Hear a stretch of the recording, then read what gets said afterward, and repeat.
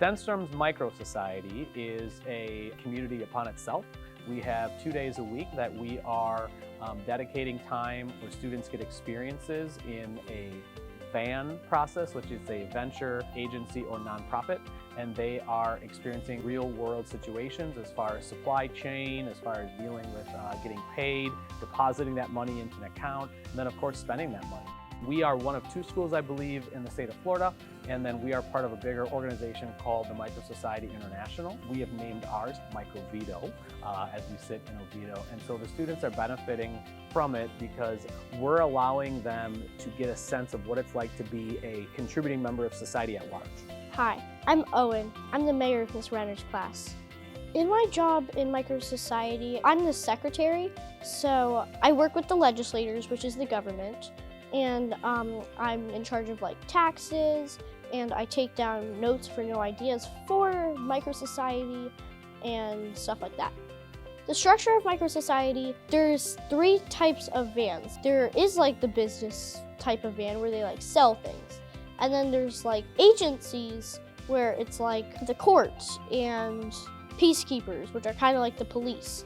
And then there's also the government, which is like legislators, president, secretary, vice president, treasurer. Anyone can sign up, and then we like have posters and like campaign and like vote for me. And then we have an interview with people, and they decide if you can even be on the ballot.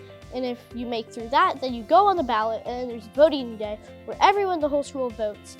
So before we elect all of our mayors, we elect a town name, and shortly after that, we elect our mayor to represent our class.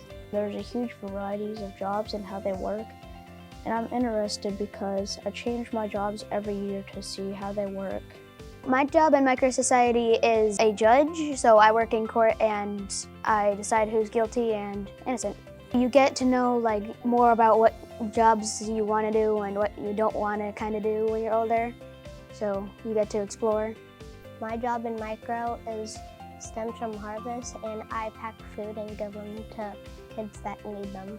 It's a balancing act with having this highly functioning system of MicrOviedo on our campus, as well as making sure our kids still have the foundation of strong academic skills, right? And so it's that balance that I think our students do well, but even beyond that, I think our teachers and our staff members on our campus are in and are dedicated, and that's what makes not only the Micro Society flourish here, but it also makes Stenstrom as a whole flourish.